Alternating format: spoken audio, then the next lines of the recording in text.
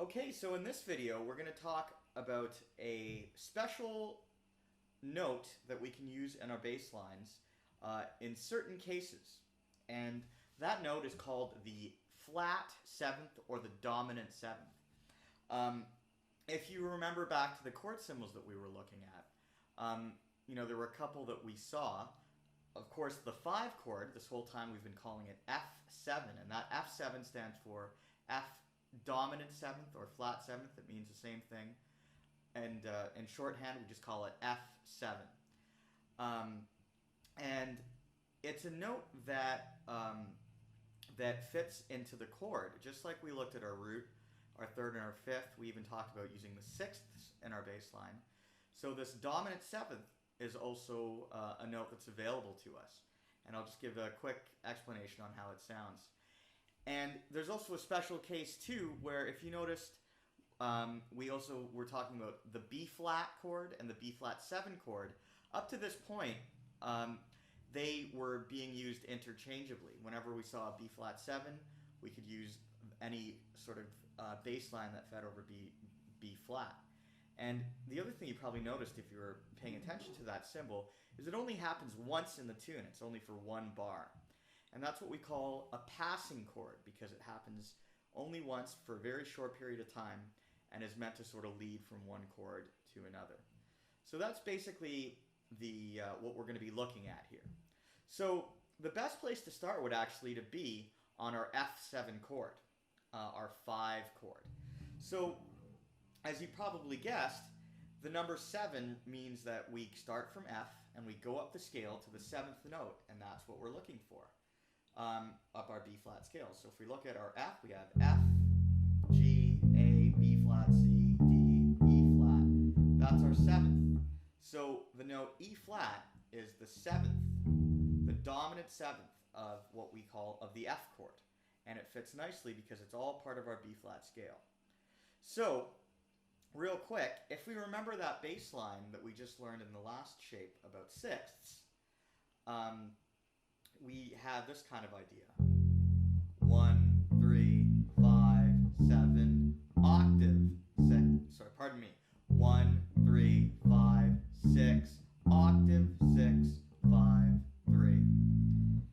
And so what we're going to do, instead of going to the octave, to the F up here on the D string, we're going to go to that note that we just learned about, the E flat on the D string, the flat 7. And it'll sound something like this.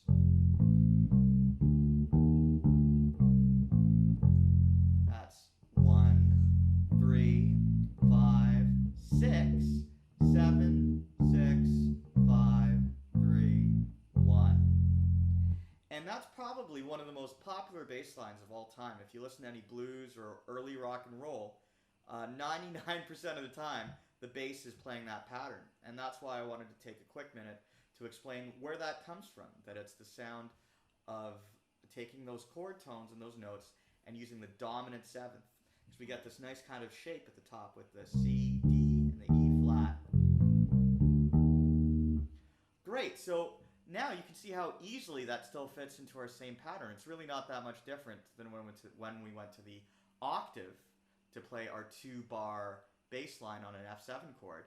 Now we're just going to the dominant 7th just to give us that really traditional kind of sound.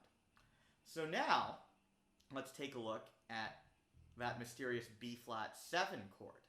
So if we think about it, we apply the same formula to our B flat that we did to the F, which is we're counting up the scale and getting to the 7th note, we would end up with something like this. B flat, C, D, E flat, F, G, A. Because that would make sense. That's the 7th note from B flat. Unfortunately, this is where the whole naming system can get a little bit complicated. When we see the chord symbol B flat 7, it says that the 7th note has to be what's called a flat note or a dominant note in relation to the root of the chord. And so in that case, what we have to think about is it's going down 2 semitones or 2 frets from our octave to be the dominant 7th. So if you take a look, this A is only 1 fret down from our B flat, our octave, our root. So to make this a dominant 7, we're going to have to move down a fret. And now we have the note A flat. And that's a note that's not in the key of B flat. And so that's why it's a little bit confusing.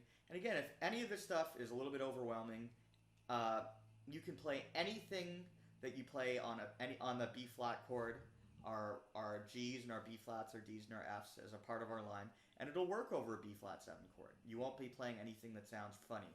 But if you want to spell out the chord a little more, this is a useful kind of tool.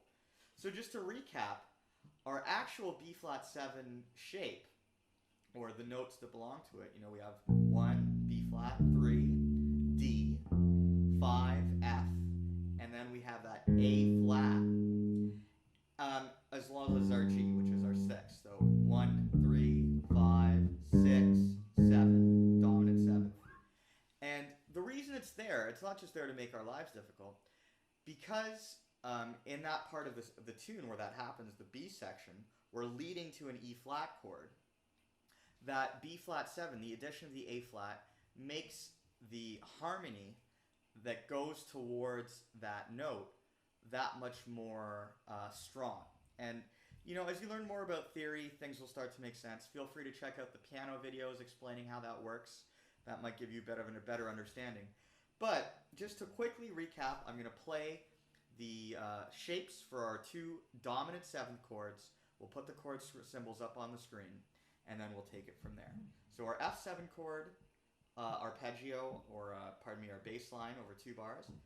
F, 1, A, 3, C, 5, D, 6, E flat, dominant 7th, flat 7, and then back down. D, 6, C, 5, 3, A, 1, F. And all together that sounds like this.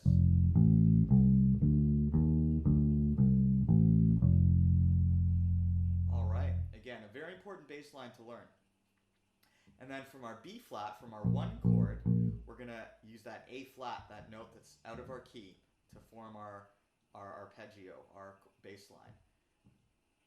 B flat, 1, D, 3, F, 5, G, 6, A flat, flat 7, or dominant 7, back to the G, the 6, back to the F, the 5, back to the D, the 3, and then there's our home bass, our 1 again. And all together that sounds like this.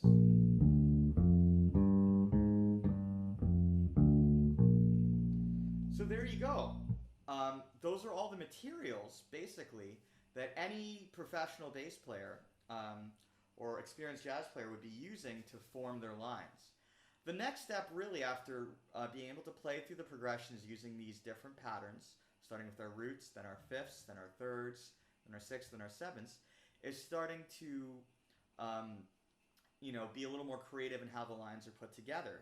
And I've included a sample bass line that is exactly what's actually being played on all of the play-along tracks. And that actually includes that 7 shape that I just talked about. So if you want to check that out, the sample bass line, there's a video of me playing it. And but other than that, you can start to play along with the recording as much as you can, play along with the recordings with the melodies, and then find some people to play with and see if you can start to get this tune happening in person. Great.